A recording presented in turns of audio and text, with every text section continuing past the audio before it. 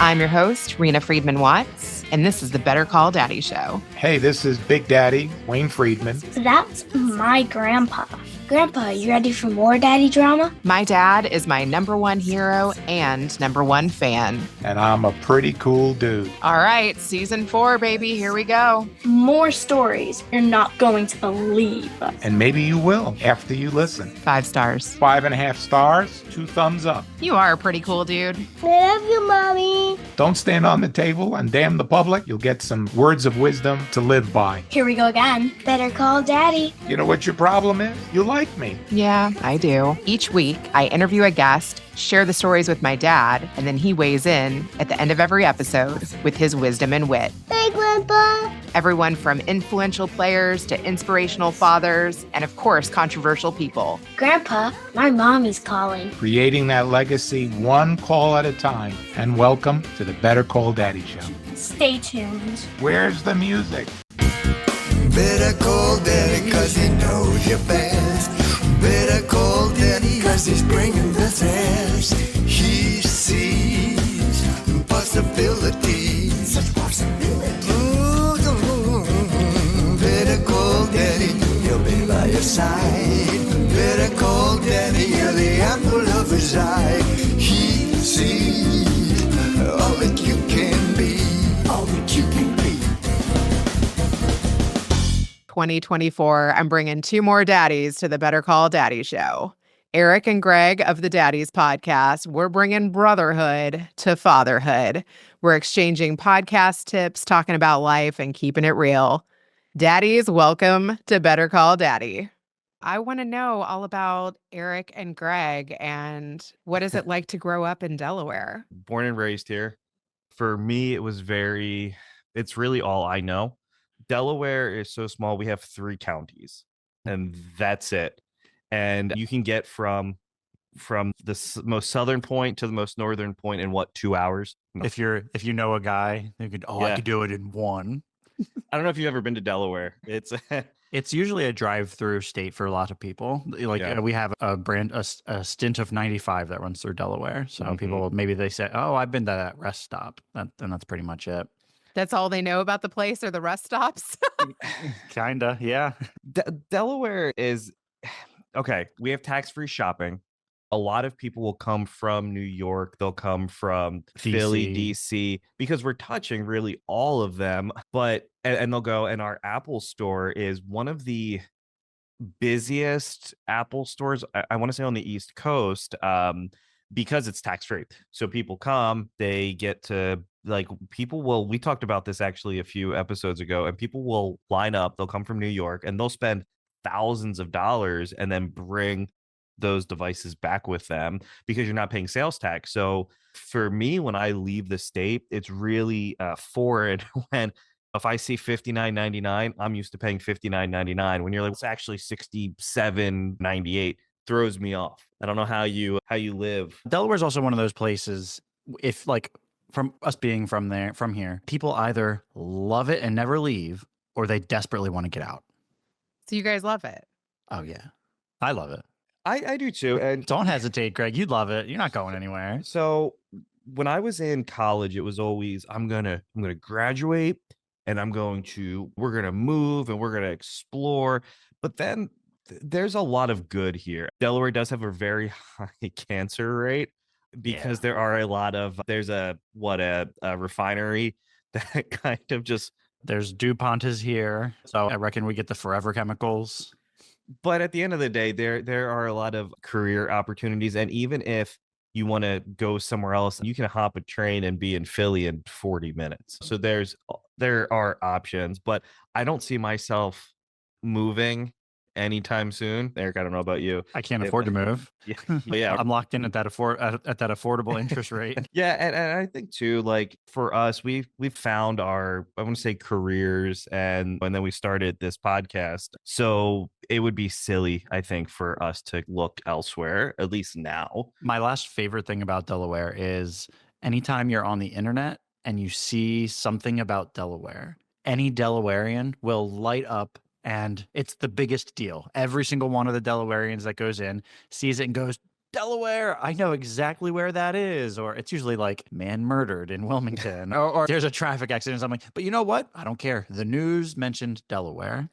Delaware, so we have Wilmington, and Wilmington has a very high crime rate. And there's so like Wilmington's kind of split. There's northern Wilmington, and the homes are nicer. And then like you have like the city, and the crime rate's high. You don't really want to try. And it used to be a lot better, but now it's like one of those places where you just really don't go because there is such a high murder rate and crime rate. And it's unfortunate. Delaware has a lot of those areas. Delaware is so weird. Like we have really like just rich areas and then just like extremely poor areas. And it's one of those things where it's just how the state is. I think everywhere has that, except we're so small that if it's like densely populated in one area, like for that reason, it's so much more impactful to the overall state's like percentages. What's that called? Per capita. The violence per capita is so high because we're such a small state, I think. But I don't know how Connecticut gets away with it, right? No. What's the smallest state? I think Rhode Island. Yeah, I think Rhode Island is smaller than us. Yeah. So I don't know. And they like must just be really nice all over. This is all I know. Reena, you're in Texas, right? I'm in Texas. Yeah. Okay. All right. So Texas is significantly bigger. That's a pretty big state, right? It feels like another country. So I've heard that described that way. Yeah. We were actually going to take a trip out there years ago. My wife was pregnant. And I had 2 free tickets to go pretty much wherever within the 50 states. And Erik and I ended up flying to California, and Jenna just stayed back. But you guys travel together too? We traveled together, and this was before our podcast was even really an idea. And it was one of those things where we were like, let's go to California.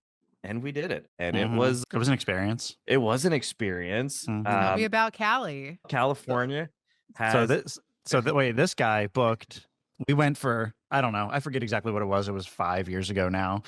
Jeez, Greg, it was 5 years ago. It was 2019. 2019.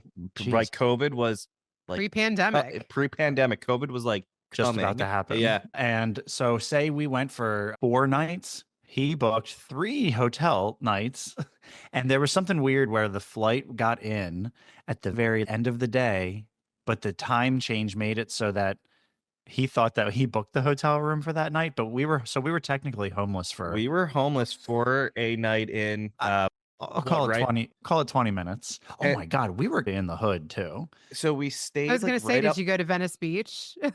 Oh, we did. We did eventually, and we could have just stayed there overnight because holy shit. Oh my God, we actually could have been super homeless in Venice Beach. Yeah. I think everybody is homeless in Venice Beach. We had a plan when we went. So it was like, all right, we want to do Universal or Disneyland. We want to do the pier, the Santa Monica Pier. Oh no, Santa Monica Pier. Yep, See, I've lived in Chicago too. Okay, yeah. So we wanted to do the Santa Monica Pier, and we wanted to do Venice Beach. Like that was and In-N-Out. Right, we don't have In-N-Out here. And Hollywood. We wanted to do the Boulevard. Yeah. We checked all those boxes. We did, but it turns out Hollywood is just fucking New York City. Oh, it's warm New York City for sure. It's warm New York City. Yeah. They got the characters on the side, like pestering you for pictures. Once you tip me for this, let me get your picture taken. The one thing that they had out there that wasn't legal in Delaware at that time was marijuana. It sure was. You DoorDashed. So they have an equivalent service of DoorDash for weed. And we were sitting out eating dinner, and this dude rolls up with this secured zipped bag. And he said, "Are you Greg? Let me see your ID." I gave him my ID, and he gave me just a pack of the cigga-weed. It was the pre-rolled, Snoop Dogg marijuana. And you could they said, smoke it wherever. Yeah, it was just not inside. It wasn't like, don't do it inside or in front of police officers. Yeah, and you weren't supposed to just do it outside, but no one was going to holler at you. And it was one of those things where I got to dabble. That was the first time in not marijuana, but legalized or decriminalized, I guess is probably the most appropriate term. Maybe. But you got roast. I was not smoking at that time, so I was just there to bear witness. And he got it all to himself. He sure did. And Greg is the type of person to indulge. So when I go for something, I go for something. And so he went all in and you freaked yourself out. I did. And There is the being too high is definitely a thing. And I was there. But I'll tell you what, I feel like when we were there, I don't want to say like we started to get ideas, but we still talk about our trip to California pretty regularly. And throughout our podcasting journey, I feel like that does come up a decent bit. We always make the joke when we get ramen. Well, we've had ramen from coast to coast, and we went to one spot in California. But technically, it was on the West Coast, and I've had it on the East Coast as well. So we've had it from coast to coast. Do we need to go to one place in like the middle of the country to get ramen too, or have we? I don't know. Erik and I like to make jokes, and sometimes people laugh, and then other times they look at us like we have three heads. But it's one of those things where it's who we are. It's who we are. Oh my God, that's great. So now looking back at LA, what are the things that stick out from that trip? The weed, the Hollywood stars. I think for me, the Hollywood stars were cool, but I think I don't know what I was expecting. I hate New York City, and people probably are going to feel some sort of way, but I've always hated New York City. And so Hollywood was just that. So it was one of those things where they have a lot of tattoo shops like right there on the Hollywood Boulevard. And I've never had so many people offer me like $25 tattoos as I did when we took that trip. And it was one of those things where it was like, no, I'm way good. I don't. And then I'm kicking myself. So there is a shop that has like the lowest score, and this guy went and got tattooed there, and it was horrible. But we were there, Erik, and we could have done it. We could have done it. We could have matching tattoos. What would we have gotten? Have we thought about that? I don't know. I'll tell you what, though, the cost out there is ridiculous. If you were going to get matching tattoos, the time was then. The time was then because those were the cheapest thing. I said, hey, the cost for everything except for maybe I'll take my husband there, and that's where we'll do it. If you want to get some cheap tattoos, now you may get hepatitis, HIV, but propositioned after. But it was one of those things where would I go back? Yeah, but I think I would do it differently. Same. Yeah. So we stayed. How about this? I'll say one more thing about where we stayed. It wasn't in Inglewood, but it was, we didn't know this. We had time to kill for a day. It was actually Greg's hungover day. You're like, It wasn't Compton. Yeah, right. Exactly. But we said, hey, let's go to In-N-Out. The lifts were insanely priced. So we said, hey, let's just walk. It's not that far. And we have a day.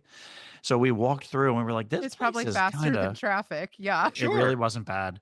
But so we walked there and we were like, the whole walk there, we were, is this okay? It was still daytime out. But by the time we were done, it started to get dark. So we said, you know what? Best to just Uber or Lyft back. And the Lyft driver, when he picked us up, he said, oh, how was your ride over here? And we said, oh, we walked. And he turned around and he looked at us and he said, yo, I live in Inglewood and I wouldn't walk through this neighborhood. What are you doing? Don't do that ever again. If I was going to stay there again, I would have stayed like down by the beach somehow, so that we because that's where most of the stuff was. Santa Monica. By Venice Beach. Yeah, exactly. Yeah. Yep. And that's where we screwed up. But I'll tell you what, the coolest thing, we got to see SoFi Stadium being built. Yeah. I say that every time I see a game that being played there. And it was at the time, it was crazy because they were like, this stadium, the Rams are coming, because I think they were still the St. Louis Rams at that point. I don't know if they were back to being in California and the Chargers. So two teams are going to play in this massive stadium. And it was cool. And it was right next to a Target. It's always weird to me how they set these stadiums up. In Delaware, we obviously don't have a team. If you're in Delaware, you have to like the Eagles. Yeah. But yeah. I was going to say, Erik always has his Eagles hat on. That's like part of your all's brand. Yep. I have the backwards cap. He has the forwards cap. Yep. I was going to wear my backwards cap today, but I didn't want to throw. I couldn't do it. But yeah, so in Delaware, we don't have a stadium. You get the Eagles because apparently Philly is the closest sports team that we have. But yeah, I think it's one of those things where I don't think I would say it was life-changing by any means. I had a good time. There were memorable moments. If I could have gone somewhere else, yeah, maybe. We got to go for a trip out of the country. right? Yeah. So we just talked to shout out Adam Wed, who he works over at Abbey Road Studios. And so that's, I think, our next stop is going out there to see that and meet with him. I need to get a passport first, though. You do need a passport. I can't go anywhere without that. In the Need to meantime, update mine too. Right? They do it now so that it's ready. And Takes when you a want to good go bit- on a trip, yeah, it does takes take a little time, while. right? You can't just get it. And Greg, are you coming with me to Chicago? I'm going for a work trip, but I don't know. I've been to Chicago before. oh, have you? I've never been. I have. And I'm going in freaking January. Is it cold there? I've heard it's a little chilly. Very. I'm not excited for that part. We go out, not quite Chicago, but like Belleville, where Jenna's from, and it's cool, man. There's some cool things out there. The biggest thing is they have some interesting pizza out there, and they use what's called Provel cheese, which is like a mixture of like Parmesan, I think, like mozzarella, cheddar. I've heard you talk about that before. It's good, man. And the Yeah. pizza is circle, but they cut it into squares. It's super thin crust, almost like a graham cracker. I Okay. guess they call it, or a cracker. I'm sorry, not a graham cracker, just a regular. And they cut it into square pieces. Okay, because I thought it was only deep dish. I thought that was the only type of pizza that they have. And what makes Chicago's definitely and what deep makes dish. it deep dish? The sauce is on top, Oh, yeah. Or it looks like a pie. or does it look like a pie? I don't know. I don't know. Yeah, what makes deep it dish is thick. Mm-hmm. It's thick crust. So I think it's safe to say, is thin crust better than thick crust? I think I it like depends I on- don't like my pizza. I don't doughy. either. Then I don't Right? think that you would prefer I prefer my deep pizza dish. cooked. Right? You're gonna make a lot of people angry. that one of those polarizing things. Like some people, you're never going to make everybody happy by picking a favorite pizza. No. I'm very much in the boat that, hey, I can go get Domino's pizza. Oh, I love me some Domino's pizza. But there's people that are, pizza snobs. They say chain pizza is trash. It still is dough, sauce, cheese, maybe some seasonings. It's still, which is such a good combination. It's really difficult to mess pizza up. I think pineapple is polarizing. Sure is. Ooh. I like being polarizing, and I love pineapple on my pizza. It's so good. Does pineapple have to have a ham partner on pizza to work? It needs the salty with the Yeah. sweet, for sure. I think for me, honestly, like I'm cool. Domino's is fine. Papa John's is fine. I think you have to know what you're getting. Like with anything in life, right? When I go to McDonald's, I know what I'm probably going to get. Nine times you, out of 10. you get 2 fish fillet sandwiches with extra tartar So good. sauce. So- That's what you get every single time. It's Right a now, lot of fish. The McRib is back. Oh yeah, that's right. We have to go. So the McRib is back. So there's that. But yeah, I think it's one of those things where Domino's is fine, Papa John's is fine. It's just a matter of if you're bougie or not. Setting expectations. Yes. That's You the have to moral set of expectations for your pizza Yes. consumption. I was actually driving by a Papa John's today, and there we were talking about stores like businesses closing this year, and there was a Big Lots. So I guess Big Lots is going under again. I feel like they're always going out of business. We were talking about that, but Party City, it's not a good year to be a business owner. I feel like I don't know. I just interviewed today for the first time in 5 years. Yeah. Oh, okay, yeah. Actually, I feel like it's even good practice to do that, even if you don't want to necessarily go back to work. I looked at it like that. I was like, I've interviewed over 400 people. And even though I've been on maybe a quarter of the number of podcasts, it's good to update your resume. It's good to practice interviewing for jobs you might want. And hey, you might actually get it. I love interviewing. I think so. Erik and I, we don't talk about where we work just because we don't. Well, let's keep it separate. We like to keep it separate. What we do is, I would say, important in Delaware, but we just keep that part of our life separate. And that was always our goal going into it. But we like have programs where individuals go and they do those mock interviews to get that skill. And it's one of those things where I think is important, especially because interviewing now is so different than it was even 10 years ago, where they would give you the generic, where do you see yourself in 5 years? I got that question. Did today. you? Yes, they were like, so I did it to him first though, because he actually asked me, do you have any questions for me? So I was like, I know he's gonna do that to me, so I'll do it to him first. Let me see how he answers that. You hit him with the Uno reverse card before Yeah. he could do it Yes, to you. but Head just first I was explodes. like, what inspired you to become a financial advisor?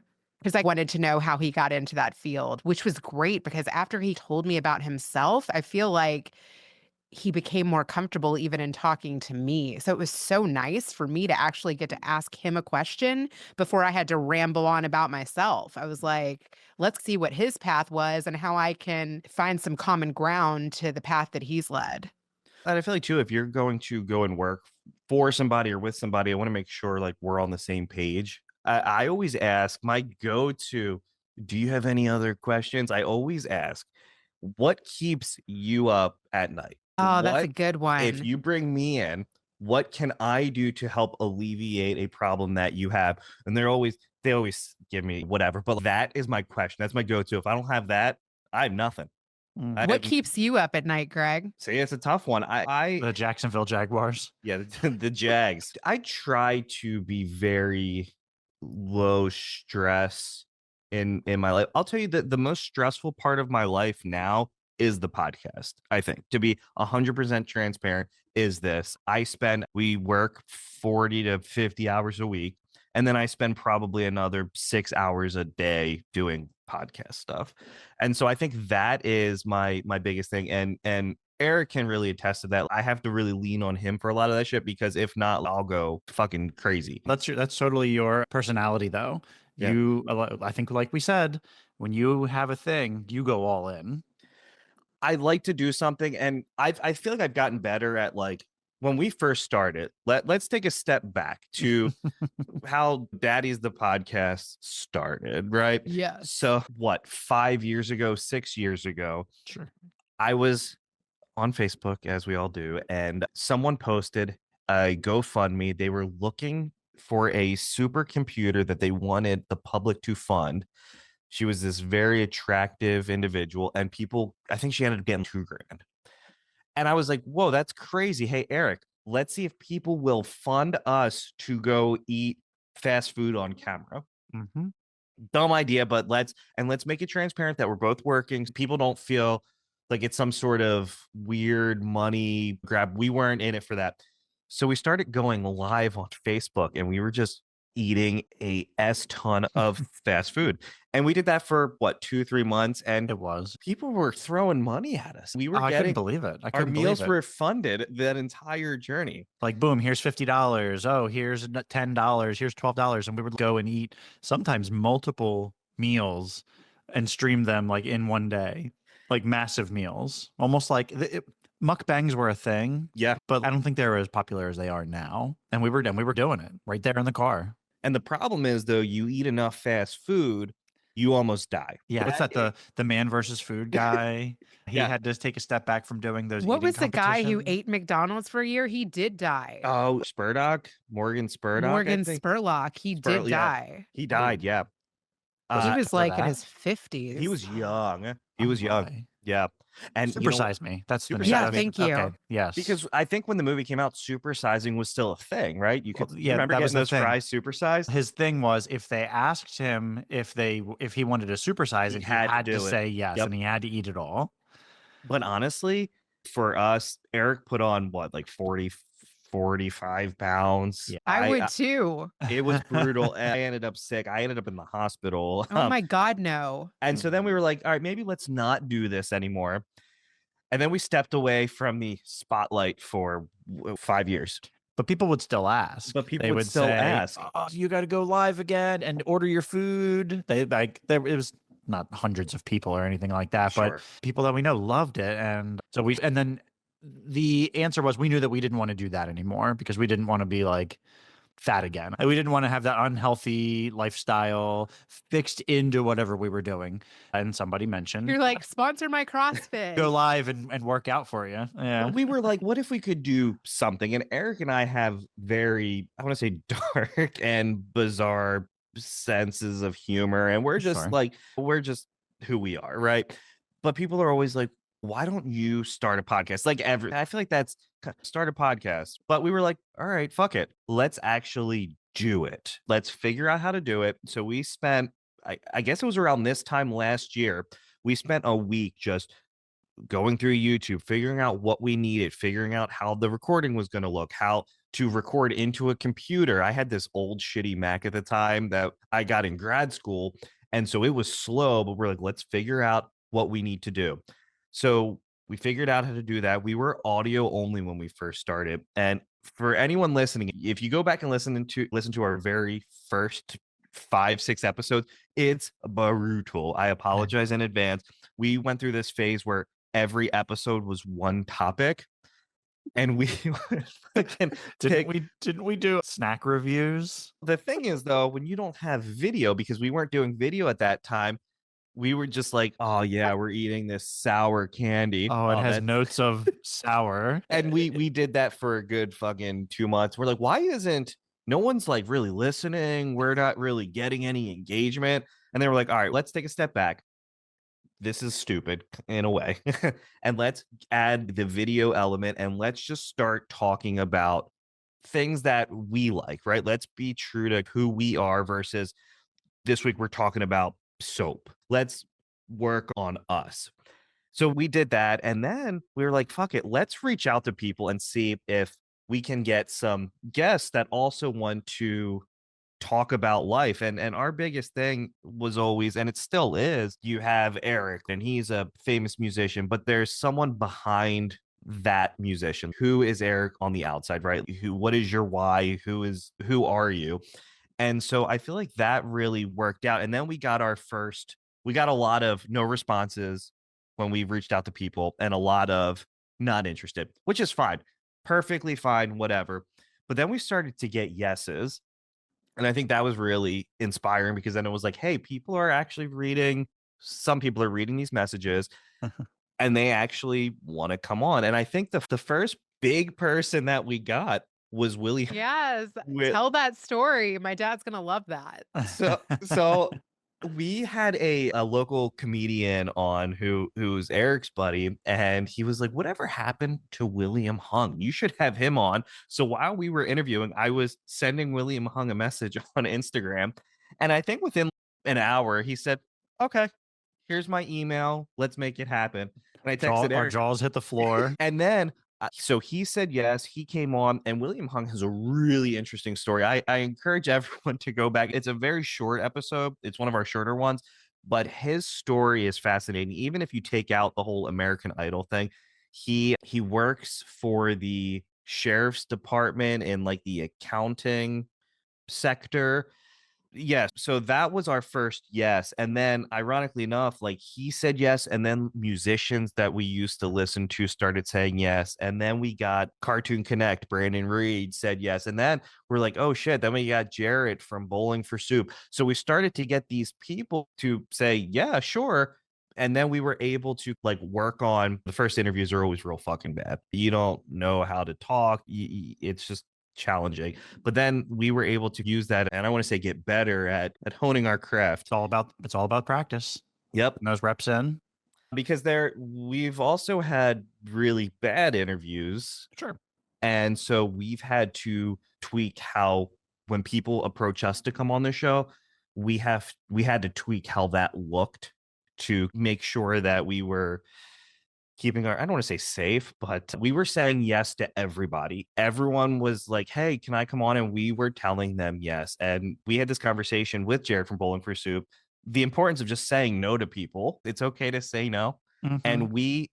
And especially I struggled with that because I'm like, but this will be it's like taking interviews, right? For jobs you don't really want, but it helps you along the way. But for us, I don't know. You're like, what if I get the offer? What do you do then? And so just practicing. Yes. So we've got. What a bummer. Imagine interviewing the perfect candidate and they say, that wasn't for real. That was just a practice interview. I didn't actually want the job. Psych. It had been a while. So it took us a while to get where we want to be. And we're still trying to figure our craft out. We've gotten the recording and the sound and the mixing down, but we want to get back to. So you can see right now, Erik and I are in different areas. We used to record together. When we did and I take back, we recorded video together too. We want to get back to doing it in the same room and figuring out how to bring guests in and do that. It's just the chemistry between us is fine over the screen, but together, I think there's a little bit. I think it's more endearing to have in-person interviews. And I know that I personally enjoy watching multiple people in the same room having a discussion with each other rather than over a screen. Not that there's anything wrong with doing it over a screen, but there's something more intimate and you're more open, I think, when you're in the same room. And I also feel like it would be more fun. I always have a lot of fun doing interviews. I don't know. It's just something about the in-person. It's a different vibe. It is. But it's also challenging, right? Because we're in different parts of the country. Like Erik and I are in Delaware, you're in Texas. So obviously that aspect is probably going to stay the same, right? But we have a lot of people in Delaware that we do talk to as well. And like, all right, we can all get in the same room and have those conversations and just talk about, and a lot of people do think our name, Daddies the Podcast, like we only talk about dad stuff. That's not all that people think. Sometimes people think that we talk about some kinky stuff too. Yes, I've gotten that too. Yes. Oh my God, it was funny. This one executive reached out to me, and honestly, he just wanted to talk about his book. And then I was like, is there anything you'd like to ask my dad? He was like, oh, you're not going to get me. I was like, no, my dad weighs in at the end of every episode. No, my legitimate father. Anything you'd like to ask my daddy? We get that. We've gotten that a few times. Sometimes I had some ladies say, if you would have called your show Better Call Dad, I'd come on. But the fact that you call him daddy is a no. I'm like, you sound like you have daddy issues. And ours was just we got the name because originally we were going to be Dad Brothers, the podcast, but that was already taken. I'm so upset about that. I love our name, but sure, it's who we are now. But at the time, like we were going to be, I think we had the logo made and everything. And then we browsed it. Fucking taken. It was already taken, and it was like this like family friendly Christian podcast, right? So I was like, all right, we're not going to, that's your thing. Clearly you got to it first, so we're like, fuck it, let's go Daddies the Podcast. Sat there, we looked, there are a lot of podcasts with the name Daddy. What it call her Daddy, it's a good keyword. One of the biggest podcasts, but it's just a good keyword, and there's a lot of variations that you can do with it. But you do get the kinky people to where they think that you're kinky. I just say, bring me all the daddies. Yeah, right. You just have to have a good, I think that's what response. You said when we first started chatting. But I think it's one of those things where it really hasn't been an issue. Our name really hasn't turned a lot of people off, I feel like, coming on as guests. We do have some guests that we're working on. A lot of guests that we're working on bringing in 20, but it's just one of those things where we're just trying to grow who we are and what we talk about, and who we'll talk to. Pretty much, like, we don't just talk to, we went through this phase where we were talking to people in the same industry. So we would do like puppet people. And then it just, we would randomly do 2 in a row, 3 in a row. And then we were doing soap makers, like artisan soap makers. So my wife would listen. She listens every single week, and she says, hey, I like that episode, or hey, I didn't like that episode. So it was like our 3rd week doing soap. And she said, why are you guys like, I don't like this soap stuff. And I said, these episodes must not be for you, but noted. I will keep that in mind. We probably won't then continue to talk to soap people, because at the end of the day, even though we do still want to talk about, hey, you might be a soap maker, but what else are you into? We want to know what makes them tick. What is their why? But then we still inevitably end up talking about and just a lot of the same things over and over again. So we were talking to an individual, Daniel Rinaldi, who was the singer of a band that I grew up listening to, Bedlight for Blue Eyes. And so that's why I originally reached out to him. I said, hey, back in my high school days, my band played with yours. I would love to have you on. And that's great. Here's what I'm doing now. And I don't know if he's still doing it, but I think so. He runs it's called Mental Town. And so it's this website where you go on and you hire you hire him essentially, but there are puppets that play different like emotions or things that children, or I guess adults, are dealing with, like anxiety, stress, depression. And these puppets, he creates a story, and this puppet talks to the person. So it's an individualized experience. So for us, it was like, oh shit. So there's more than, clearly you're not a singer anymore, like professionally, but you're also doing this other thing that's really cool. So we were finding those things out. We talked to Puyan of Scary Kids Scaring Kids, a band, once again, that I grew up listening to and I loved, but he also worked on a show on FX, and he did the behind the scenes, and he Erik won a Grammy for that. I think so. Or not, whatever and he was real into like virtual reality, gaming and stuff. And so like finding and I think that's how we've been able to I don't want to say convince, but get people to come on is, hey, we want to talk about who you are. And sure, we'll talk about the music stuff. Like, that's cool too. But let's talk about the other shit. And that's what has drawn, I think, people to coming on to the show. And I could be wrong, but Greg, I'm always jealous of your musical history. Like when you were in middle school or high school, you listened to all these bands that are like, I don't want to say attainable, but all right. So in contrast, I listen to like rap music or pop music. So Britney Spears was unavailable for us to interview the other day, but that's who I listen to. It's Justin Timberlake, yeah, that's my boy. He passed. He politely declined. But like all these people that you used to listen to, I don't have that. Snoop Dogg is doing everything, and you know what? I used to listen to a lot of Snoop Dogg. Maybe we could reach out to him. The problem is too, some people want money, right? And some people want a lot of money to come on, and that's just something that Daddies the Podcast does not have. No, especially I don't think I want to pay. I wouldn't want to pay anybody to come on our podcast anyway. I don't know though. I think ever. Do you think that there is that common practice, Reena? You would probably know better than us. Paying like, all right, Joe Rogan. I've seen a couple people that have larger audiences say that they're making a donation to charity, but I would not believe that. I don't know. I feel like I don't invite people on with the expectation of getting something. Like, I don't have a musician on hope, oh, can I also score like backstage passes? Or we had a band, A Place for Owls, come on, and behind me, I don't know if you can see it, but that's their vinyl. I bought that. And I said, I listened to their music, and I said, I really like it. Like, I bought that out of I didn't expect to get that from them. Naomi Amish Inspiration, she sent me her book that's right behind me. So I want to read that memoir. Wow.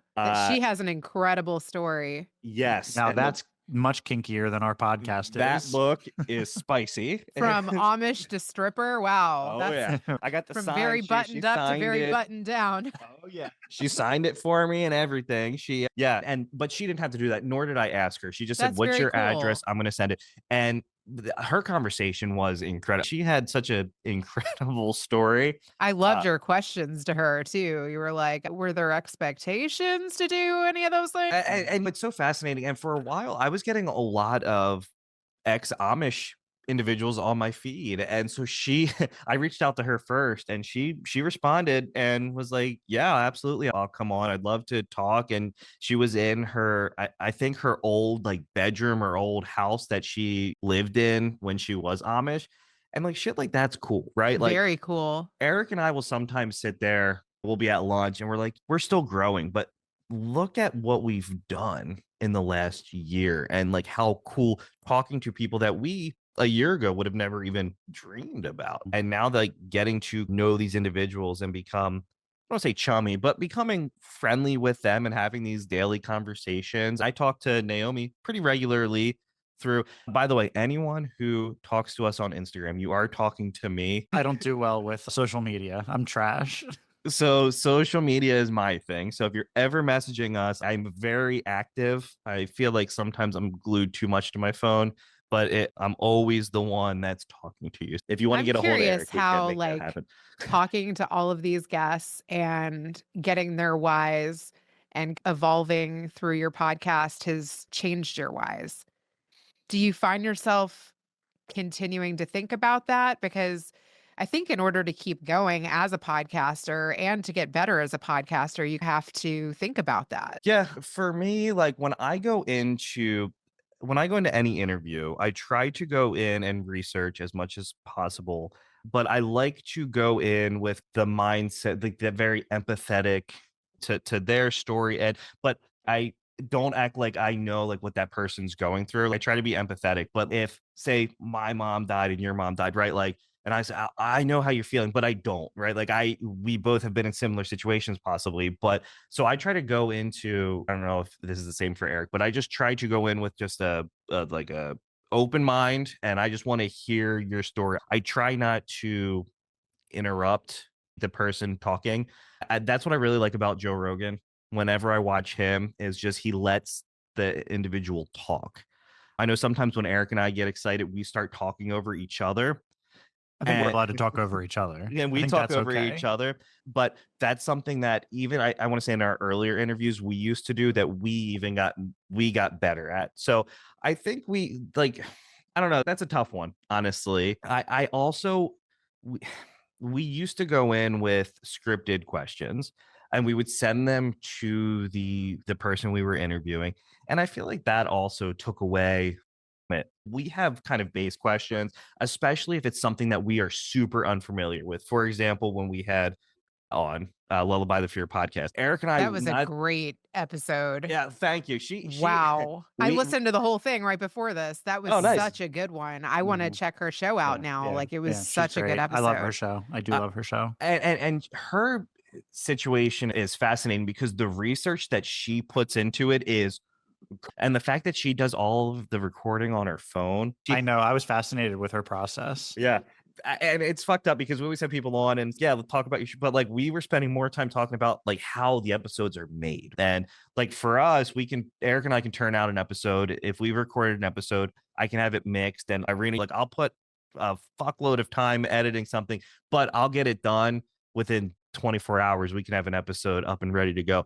But with hers, there's so much time and effort that goes into it. I think she said it takes a couple weeks sometimes. She said, a perfect scenario to her was like 2 weeks. Yeah. That's amazing. And I love it. It's like an art form to her, though. Like she's really invested in doing her research, and I respect that. And she's also very encouraging, I feel, to individuals wanting to get into that sector. She even talked about just being empathetic, but you should absolutely do it if you want to do it, but be empathetic to I think she said it's important to tell the victims' stories because just because some of those individuals they've died, like they're still people and they need to be remembered. And I think that was like such a powerful statement. Right, because sometimes you don't think about it. You watch these true, and you're just like, it is what it is. But they are people at the end of the day, and she does a really good job of capturing that essence of life, which was just a really interesting. And honestly, we found her. It's weird how everything has played out. Chris, Captain Cook's Foods. I don't know if he's based out of Erik, New York. Sure. And I think, New York, and we had him on. And he was like, hey, I was on this podcast, but or he had her on his or whatever. And that's how he would do voice work. He would do voice work. Yeah.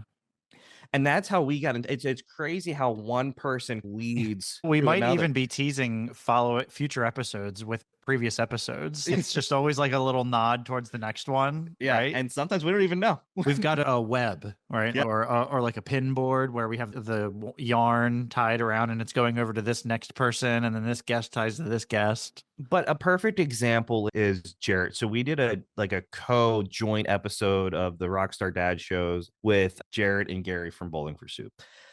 And so that episode aired, and then Adam Wed reached out and he was like, hey, I've been listening to your show. I love it. But we wouldn't have found him if we never did that episode. And his thing was, he sends me this music video, and right next to him is Ed Sheeran, right? So they recorded this video. The guitarist called out sick, so Ed Sheeran stepped in to play the guitarist in this music video. But we would have never met him if we never never have met any of these people if we never took the chance and just reached out and just attempted to talk to people. We would still be talking about candy and fucking video games every episode. What do your kids think about you doing this? So my kids are younger. So my daughter is 4 and my son is 2. So she knows, hey, daddy does a podcast. And I'll say, hey, we always typically do the podcast at night. It just works for our schedule. Typically anytime after 7 is like when we're recording. So it's always either they're going down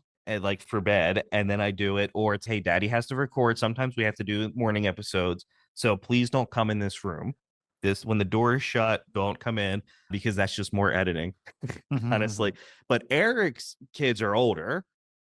Yeah, and so they have tablets, like I was saying, like I've got to give them more time. And I've heard them trying to go find clips on YouTube, and I'm like, nightmare. I don't want them to view the podcast or anything about the podcast specifically, because while we are daddies, it's not necessarily geared towards children in any way, shape, or form. But they like it. They think I think it's just a cool thing that we do. I suppose I could say that my kids enjoy knowing that their dad does a podcast. Yeah, I think for us, I don't know, we're obviously still small, but it's cool that like people now are, at least in like Newcastle County where we live, like people know like who we are or what we're doing. We don't go out and get recognized, but we've gone to events before and they're like, "Oh, you're Daddies the Podcast." And yeah, that's who we are. But I think it's one of those things where my daughter knows, but she doesn't quite understand what it is. You know what? Hold on, because I hear famous people with their kids. I love hearing stories about how their kids don't give a fuck if their parents are famous. Oh, yeah. Right? Dad, I don't care if you're in movies. Go make me my lunch or something. Like there's no way you're that cool, Dad. Tom Cruise, or I don't know. Just name like whatever famous person with kids. Like they're still just their parents. Well, right, because that's it. That's who you are. Mhm. You're just our parents at the end of the day. And do you love me? Are you going to take care of me? You're right. That's all they care about. Mhm. And then it's you can get them nice things and they appreciate that. But yeah, it's one of those things where I do find our episodes, if my daughter she's going through the YouTube phase now and she'll want to watch it on the big TV out in the living room. And there are like the Daddies, the podcast episodes that pop up in the clips. And Erik said, our show is inappropriate. It's not kid friendly. We try to be more tamed when we're doing our guest interviews, depending on who the person is. But we are not kid friendly in that regard. We're kid friendly people, but our episodes are not kid friendly. Would you say that we try to match the person that we're interviewing? We try to match their freak. Yeah. Is that Reena, about do you ever what? find that I wait until I hear you use profane language or to understand who you are before I start being... letting loose? Yes. I don't want to offend. I'm not here to offend. Oh on my God, that purpose. reminds me of I had a dominatrix on like Okay, early all right, on when I all was right. trying to be like more Sure. shocking. And Yeah. Sure. And how was that? she actually, that episode did really well. But Okay. what was crazy is I think like her day job was like a nurse. And then I believe that. Always. Yeah, Erik, is that right? Does that sound familiar? My wife's a nurse, and I'll say between her and all of her nurse friends, I've never met a freakier crew of people. Like I think that nurses, I think honestly, nurses and teachers, I think are the kinkiest groups of people, and it's great because they're so unassuming. It's didn't you know see who all that was getting ready to come out of Yeah. her mouth happened. Right. And by the end of it, I'm singing sexual healing with her. I have to imagine librarians are also in that pot of shocking, what is it, undercover freaks? I don't know. Like most librarians anymore, I feel like anytime I see one, they're just really old. They might have been freaks like a long time ago. Well, you know what? They still could be. Just They because should. you're old, you don't That's have right. to lose the freakiness. That seems like a music video. Yeah. And then there was this other girl who she was a mental health worker during the day and a phone sex operator at night. And Yep. definitely some crossover. Like it's really just about being there for people and like listening to their drama. Yeah. No, Oh my I God. But That she had a might really actually- nice voice. Like yeah, right. Yeah. And that's huge. That's everything. Yeah, and so we try to match who's coming on, and sometimes it's more difficult. Erik and I are very religious individuals, so for us, it's always one of those things where, and not saying that we have an issue like if you are, but we try to be very respectful of what we say if somebody is coming on that we Yeah, we you don't need want to be more ruffle any corporate feathers. for. Yeah. Yes, You can be on your best behavior if you have to. yes. Yes. I had to But do that today. there you go. Yeah, It was see? such good practice. I Very- actually asked him, I was like, would it be okay if I still podcasted at night? Sure, right. Because look, I understand compliance. Like I had a healthcare client. I understand that there are certain things in your marketing I won't be able to do. But is it cool if I still have a personal brand on the side? Like that honestly matters to me. And that was like when we were starting this, that's why we don't mix work and this. People at work know we do this, but we don't talk about it on the show like where we work. And that, right, just because we try to we do try to keep them separate. And I might have to too. Yeah. I think that's common for a lot of people. Yeah. Because most of us also, like, we still have to work. As much as I don't want to, and I do eventually want this to be full time. Fortunately, $0 doesn't keep a roof over your head, right? It is what it is. But I do eventually want to get to that point where, okay, this can sustain our lives, right? How can we figure this out? But yeah, no, we don't mix them. We don't even really talk about this at work. Like, we do our job, and then I come home and we do this. You said 6 hours a day. I do. I know you do a lot. Yeah. But when we're not doing that, we're playing video games. Yeah. Yep. So then that's another 3-4 hours a night. What video game? We've been playing a lot of Call of Duty. Call of Duties really are the new zombies. It's just a way for me, at least, to life is so stressful that video games is really the one time that I get to decompartmentalize and just be and just focus on that. I don't have to worry about this or work. I just can do that in this dumb little turn your brain off. Yep. and just hang, just chill, decompress. Yep. Do you guys play that together too? Oh yeah. We will do that after this.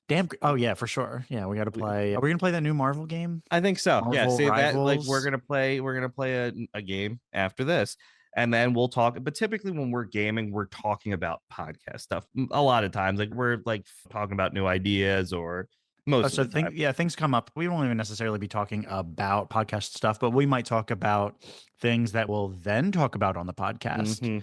So we try to. It's almost, I hate to go into detail while we're playing games or while we're hanging out. I don't want to lose the magic, like talking about it. It's almost like wasting it, just talking about it, while we're doing that, while it's not being captured in a podcast. We should just start, I feel that way. I totally get that with my dad, because he'll sometimes want to call me right after he listens to the episode. I'm like, Dad, we got to record that. Don't talk to me about it. Or we'll do like an intro.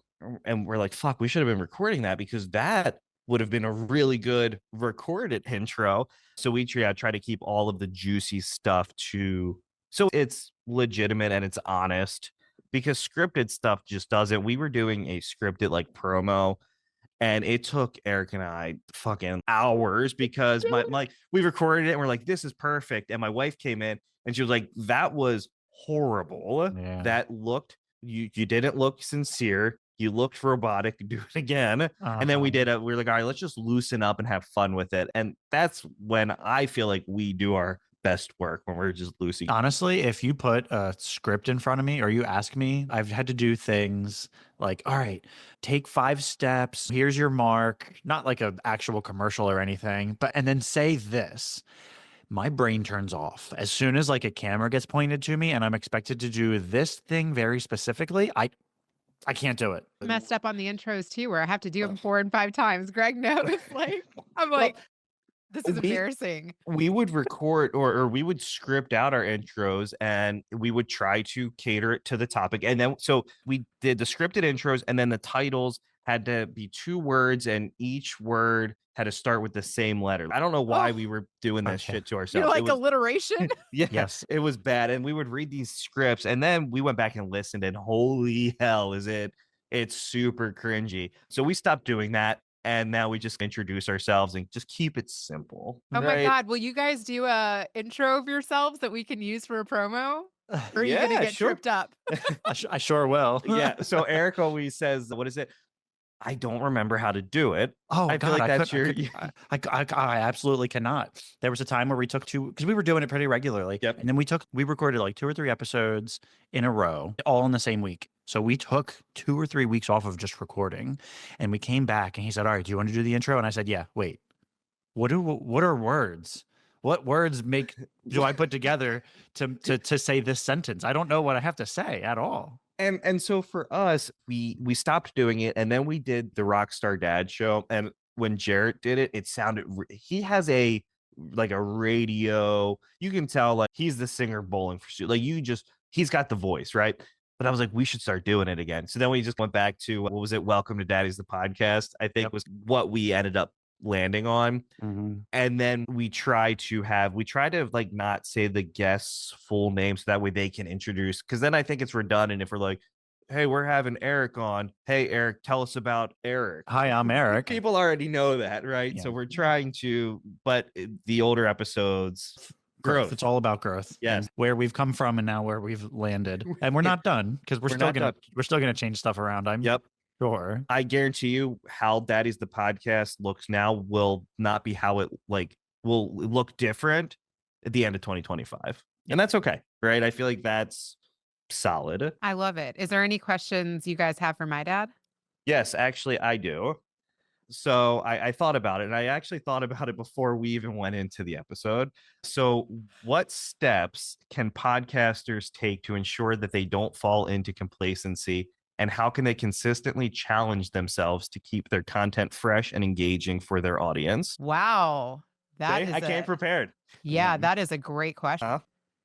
So I'm curious to see what he has to say, because I feel like I know your dad a little bit now. I spent time editing those clips, so I feel like I'm intrigued now. Yes, that is a great question. He'll love that, and I'm interested to hear what he has to say. What about you, Erik? Anything? Any daddy advice? No, I got nothing. Do you guys get advice from your all's dads? I am curious about that. I do not. No, my dad lives in Florida, estranged. Yeah, I feel like not really. It's one of those things where I have I'm way closer with my dad than Erik is with his, but I think it's one of those things where my daughter was born during the pandemic. So it was very much just Jenna and I versus with Isla versus the world, because we were locked away for so long that we figured it out on our own for the most part. So I don't really go to, I need to get better at going to people for advice, because I just don't. Typically, Erik or my wife, they're really the only two people that I trust enough to get that from. But no, I'm not good at getting advice from people. I think it's awesome that you have such a close relationship with Erik, and that is the only kind of co-host to have, because it's really hard to honestly rely on somebody to put together something like this. Mm-hmm. A lot of times co-host relationships don't work because you can be really excited about it for a little bit, but it's a big commitment. And you guys travel together, you've become daddies together, you act like daddies together. So that room that Erik is sitting in, my son was conceived in that bedroom. It was. Wow, you guys are close. Erik was there no, I'm just kidding. And I was sitting right here in this chair. It was like the Handmaid's Tales. He was sitting on the other end of the bed, praying in the corner. So when we were building our house, it was my wife, my daughter, and I, we lived in that room for 3.5, 4 months. Was that 2 years ago? 2022. And it was one of those things where when we lived with them, we didn't fight once, and we were expecting them to. It was just cool. It was perfectly fine. And I think it's one of those things where if I'm in my own way, Erik does a really good job of telling, dude, take a step back. Let's look at this tomorrow. You're doing too much right now. I think you're overloading yourself. And that to me is really good, because if not, I'll go down just this fucking rabbit hole. So he does a really nice job of kind of grounding. And then I feel like I do a good job of, I'm a musician, and for me, I take the sound aspect of it. Video is one thing. I like video, but sound is really what I spend a lot of time working on.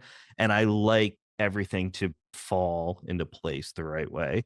So I take every episode that we do and I fucking make sure that it's up to my standard. I'm not saying that Erik wouldn't have the. Oh, I wouldn't. No, you'd be like, that sounds fine. Oh, I absolutely.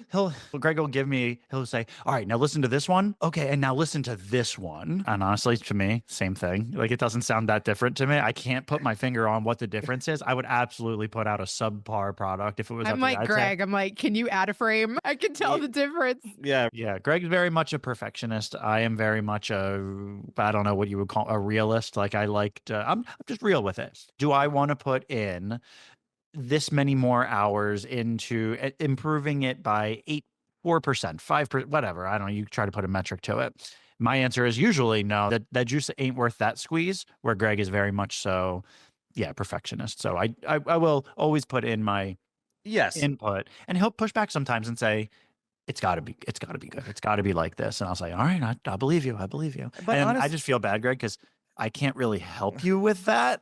So it's just you doing those things. And it's just me going, yeah, sure. Daddy number 2 over here. I very much have a system now where we record our episodes typically Monday night, and then we will game after and just take a step back while everything is exported to the computer. And then I will typically have the episode done before the next morning. Like I will sit there and I will mix it. I have my plugins in place. I know what works, what doesn't, and I will mix it. And then I will have that episode done by the next day. Even when I was working on yours, like I was like, all right, this, I have to do it. Even though I know like I didn't have to do it right then and there. Like I wanted to do it. Like I enjoy doing that. So for me, it's one of those things where I like things to sound a certain way. Do I have to? I don't know. Maybe not, but it's just there's a word for that. People that have the ear. Is it an audiophile? Where there's the sound is so important. Like you should have probably 500 earphones, something that really pushes good quality sound out. Yeah, I think like it's just That's one of those. the 5 to 10 year plan. Yes, eventually. We're still trying to pay back all the other debt that we've accumulated from the show. Any other gear, since we're making wishes here, that you would like to add to your wish list? So we were talking today. So we are going to obviously need our cameras now are fine. Like I love the cameras we're using. However, in person, we're going to need significantly more. But cameras are also a good camera is what, $1,000 probably at least. Yeah. And you're talking multiple cameras. You're like, I need 3 of those. Need at least 3. You got to do the single shots and then the double both shot. The 2 shot and the two singles. shot, Yeah. yep. And then honestly, like computer wise, like I run everything into a MacBook Pro that I just bought. So this thing is badass. This is all that I need. Our lighting, I feel like we got that. Microphones, I feel like we've invested a ton of money into those. Mixing, like soft, like the actual mixers, like we're good there. I think it's just the camera aspect. And more sweaters, like matching. Oh, we could get matching Christmas sweaters or just matching Daddy's sweaters. So yeah. I had this sweater planned for this episode. So I worked to work today. I took it off when I got home so my kids didn't get snot all over it. Mm-hmm. Your kids didn't snot on your sweater, but I could right now because you guys have made me laugh so much. You've heard from my mom. Now, let's switch it over to Grandpa. This is our first podcast in apartment 505. All right. What's even crazier is that the boys took a shower before the show, and I took a shower before the show, too. I joined right in. Hey, I'm glad you put your clothes on. And I put my clothes back on. No nudity in this scene. But you guys started off joking around. You started off feeling each other, where your voices all are heard. And it's almost like you guys were the 3 brothers. It didn't matter your sex. You know what I mean? Is that everybody's voice was equal in the room, where you all became buddies and chums together. And that's really the key to their success, in my opinion, is that they are not scripted. They're willing to listen to people's stories. And the irony is that he's looking for enlightenment from me. And the fact is, all I can do is give him affirmation that they're doing the right things. And what the right things are is to be natural, to be yourself, not to be where we're hinged upon the money or we're as a job necessarily, or fame and fortune, because none of that is is the purpose of a podcast. The purpose of a podcast is to be able to shed light in a positive way of the interactions that you're having with people. And that's what they're doing. If they want to know, does it ever get boring? It never gets boring. Does it ever get to be where you're complacent? Not if you're doing the right job. If you're doing the right job and you're feeling it from the heart and you love it and you love communicating with people, that gasoline never runs out. That energy is always there. And the reason why Reena and Wayne are doing the Better Call Daddy podcast is not for riches, fame, and fortune, even though, as you would say, it would be nice if we could have that too.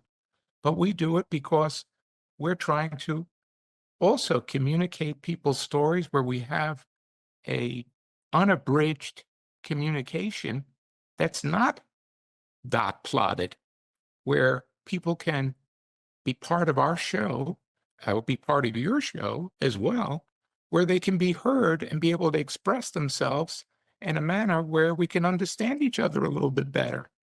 And how does that ever get boring? It never gets boring. Well, But we another don't- thing too is, look, I've tried a couple different editors, and Greg is cutting together this episode by collaborating with other people, by doing live interviews, by switching up editors, by switching up your format, by adding music, by changing your graphics. I think too that also keeps things interesting, right? You But can do that's solo exactly- episodes, you Of can course, do but panels. you're thinking outside the box. You're not limiting yourself to some type of script. I'm just saying it in a little different way. But that's Yeah. exactly right. Live life to the fullest and do your very best to be a shining light. And also don't be like married to a format. You have to be yourself. Smile, joke around. Shoot the Try- moon. Shoot the moon. That's right. Shoot the moon. Okay. And the truth of the matter is, the reason why we all feel a lot better for this episode is because we're all clean and we feel good. Okay. It works.